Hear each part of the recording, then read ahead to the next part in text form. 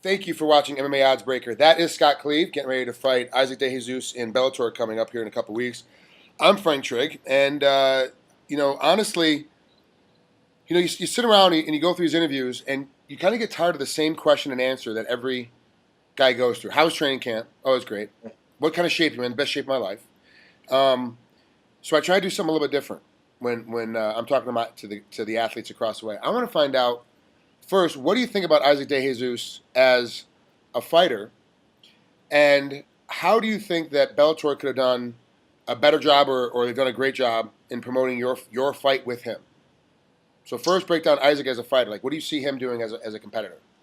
As a competitor, the film that I've watched so far, and there's actually quite a bit. He seems like mostly a striker. He comes out, likes to throw kicks. They're not too technical. More of a brawler style of punching.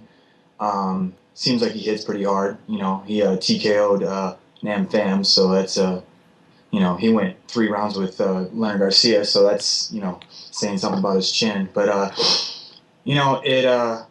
I think he does. I think he does all right. I think his weakest point is his ground game. I've seen him get taken down and not really offer much on the ground. You know what I mean? And not to say that he doesn't have it, but maybe he just doesn't like using it. You know what I mean? He's standing banger. That kind of a thing. So. Do you think that you're still training in Colorado, correct? Oh yeah. So do you think that you being at a higher altitude the entire time, most of your life, that helps you when it comes down to fight time, and you're going to be able to take care of that? Because he's got a tough chin. He's a guy that can go hard and go heavy into the later rounds. Mm-hmm. Do you feel like that's going to give you an advantage being in the higher altitudes? Oh yeah, of course. I've been in the middle of training camps before and gone down to sea level, and it feels like I have oxygen tied to my back. You know what I mean? So long as I go out there and I prepare the right way, I don't, I cut weight the right way, I'm going to be a pretty big 45er. Spent most of my career at 155. Yeah. I've even fought one time at 170, But so long as I do my weight cut the right way, which, it's gone great the last few times, I should go in there ready to go. It shouldn't affect me at all. So, how much are you weighing right now? Waking up about 160.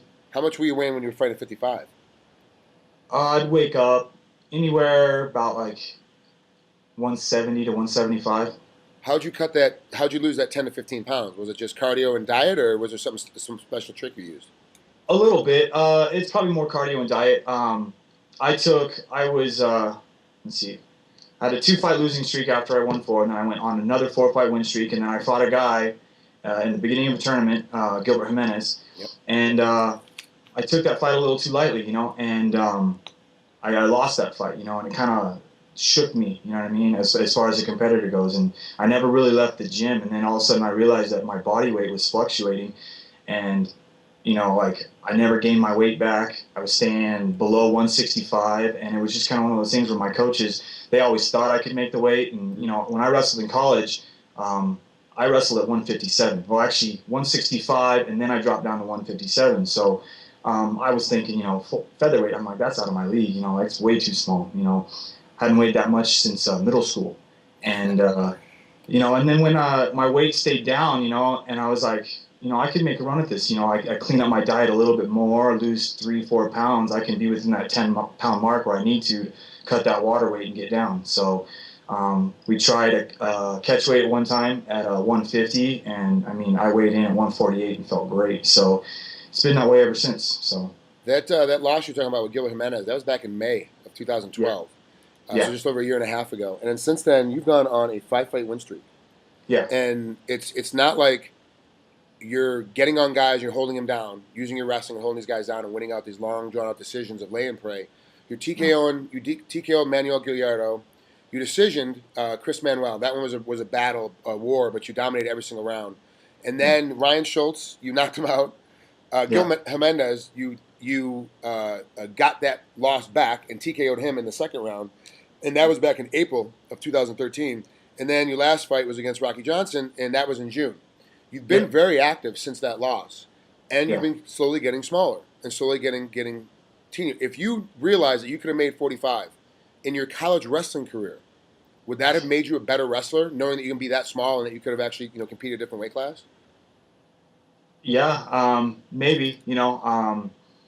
It's hard to say because with college wrestling, the weight cuts are done an hour to 2 hours before you compete. So dropping 10 pounds is really hard to recover within an hour. Here in MMA, we get 24 hours to recover, or and Sometimes that much. 36 hours, depending on where you are on the card. Yeah, Weighing exactly. weighing at So 4, you don't fight till 10 the next night. yeah, yeah. So as far as that, I think it would have been pretty draining on me to try to make that many weight cuts in a row. Because I mean, like there were times in college where we strung together 3 or 4 dual meets in a week, and even at 57, when I was walking around at 62, it was still like he's like, man, I got to make weight again, So Yeah. I think going down to 49, which would have been the weight class right below me, still would have even been a pretty difficult challenge, especially towards the end of the season. Yeah. I think it would have weighed on me a little bit.